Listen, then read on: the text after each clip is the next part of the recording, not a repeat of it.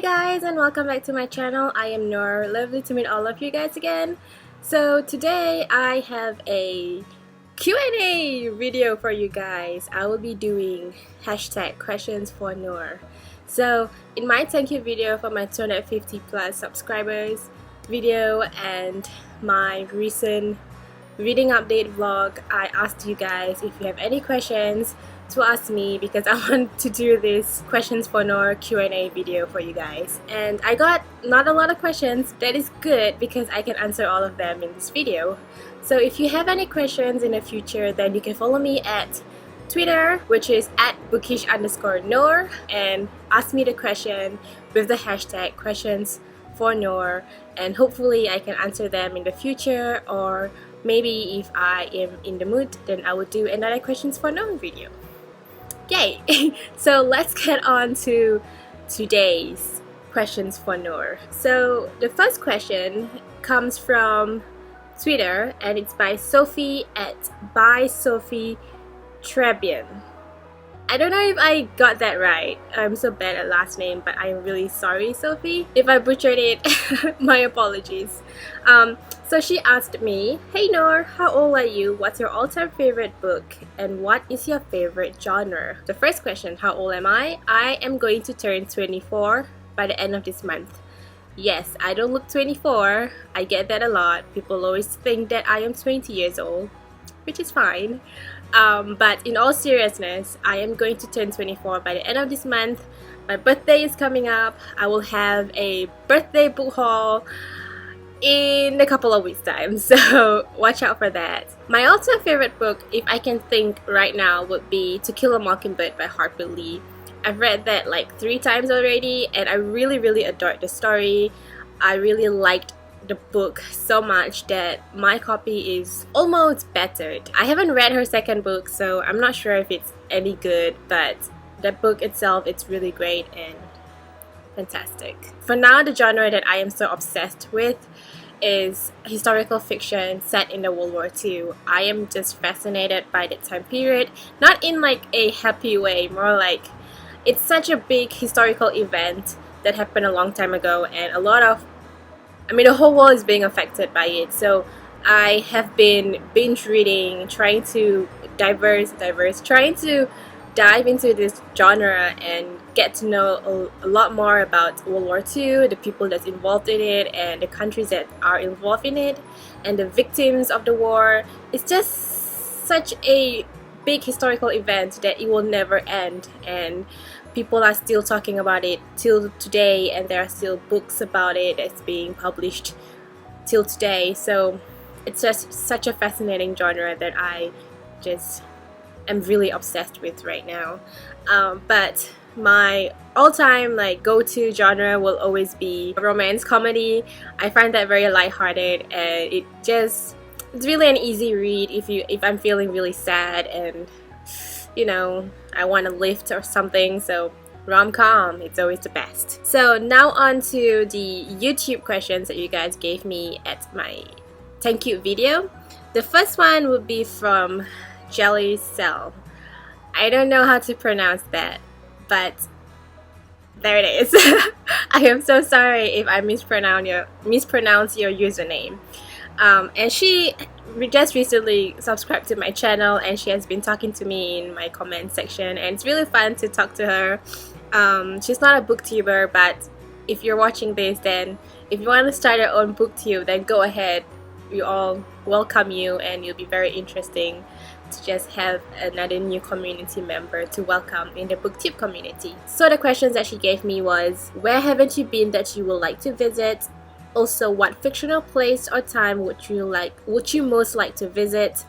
Do you have a favorite quote from any book that inspires you? So as you know, 2 years ago I've been to Europe for backpacking and also for my university exchange program. So I have so-called went through a lot of European countries, but there are some that I haven't been, like Spain, Switzerland. I haven't been to Switzerland even though it's so near.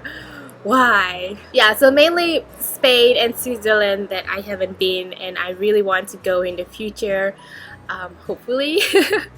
Also, I really want to kind of go and explore the Asian region. So Japan, Thailand, Indonesia, Philippines, all the Asian countries, Vietnam basically. So even though I am Asian and I live in Asia, I haven't been to that area. I want to go there one day, and hopefully I can visit those places. Also to Australia and New Zealand, like basically the whole world. Hopefully in the future. Hopefully I got a long way to go. So this is a little bit tricky because I am so fascinated by World War II. It's just interesting to just kind of go there, like time travel, and to see it as a history book kind of thing, you know, just like a history trip. It will be very hard, definitely be very heart-wrenching and painful to be there. I would like to go back there, but just to kind of observe. This is not really a quote from a book. I don't know if it's from a book, probably from a book, but it is by Franz Kafka. You know, he is my favorite author. The quote goes something like this: if you keep the ability to see beauty, you will never grow old, or something like that. So I find that very, very inspirational and fascinating, mainly because beauty is everywhere in this world, and you know, some people just take for granted of things, and I know all of us take for granted of things. There'll be a point of time in life where we just do things day to day in autopilot mode, and we don't see the beauty in things, not in the simplest things like the sunrise or the sunset or a flower at the street. You know, we tend to take things very for granted, and we don't see things, and eventually we kind of go into autopilot mode and went into a motion, and eventually we get very dull with our life and get very bored, and that's when it happens. All the midlife crisis happens, and we just, you know, although you know, we wake up one day and we're wondering where are we and how many years we have spent not taking things with appreciation, basically. So I really hold on to that quote. And I try to see beauty in every single thing, every single day, just to make myself, you know, not dull and bored of life, and just to be very inspired and just to be very motivated and driven when I wake up in the morning.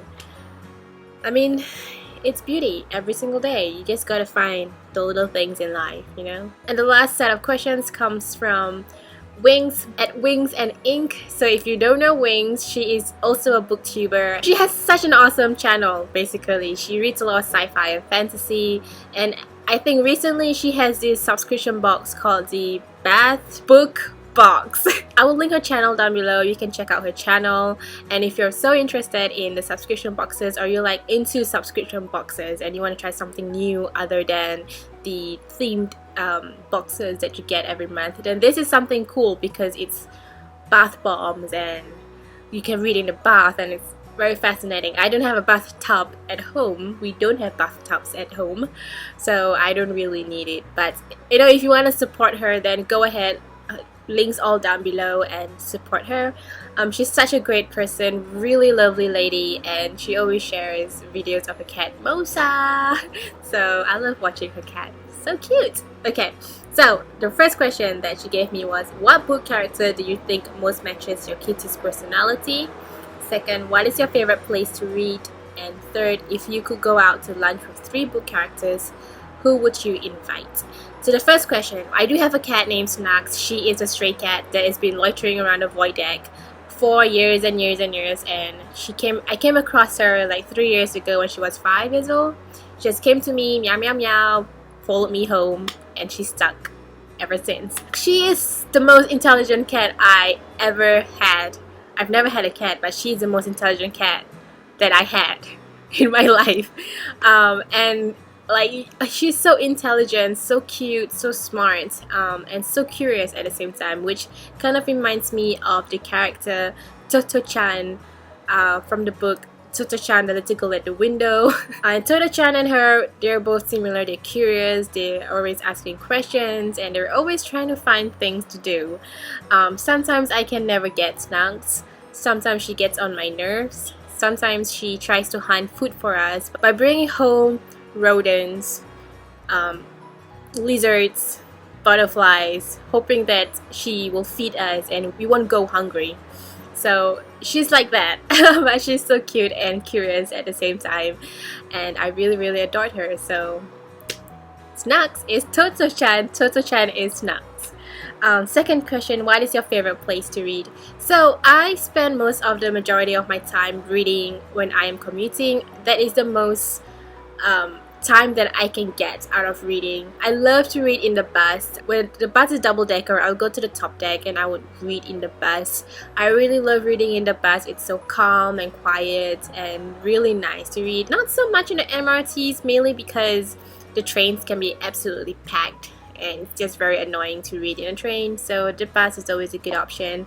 Another place I like to read is at this cafe near my neighborhood mall, and that cafe sells donuts and coffee, and it's just so nice. Just sit there. It's really quiet, so it's such a conducive place to sit down and read and eat donuts at the same time, you know, like really indulging.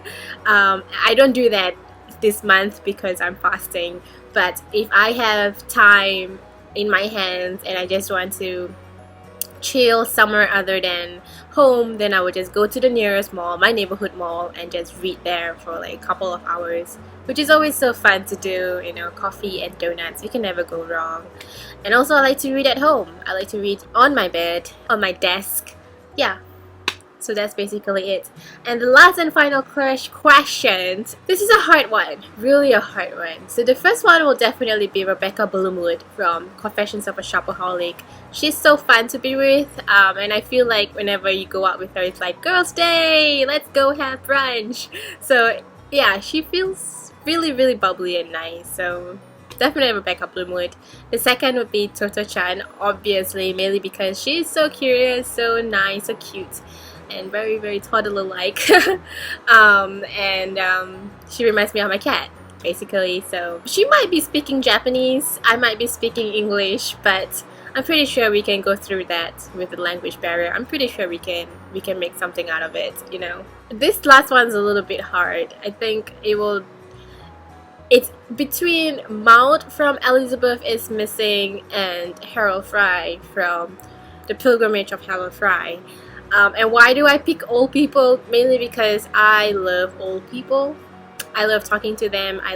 They remind me so much of my grandparents. Both of their books, both of their narratives are really, it really gets to you, and by the end of the book I really am so acquainted with them that I just want to meet them and talk to them. Maybe not so much with Maud because she has Alzheimer's, so it's really hard to talk to her. She might not know who am I, why am I doing here with her, and probably her daughter has to be around with her. So if given a chance, either her or Harold Fry. And I think Harold Fry is such a great person. He is very grandfatherly, and if you read the book, you can kind of sense that you want to like tell him to hang on and things will get better, and you just want to treat him to a cup of coffee and brunch and tell him that everything is going to be okay. So those are the questions that I have for my Q&As. I hope you guys enjoy these questions that you guys gave me, and if you have any questions in the future, then leave me in the comments down below,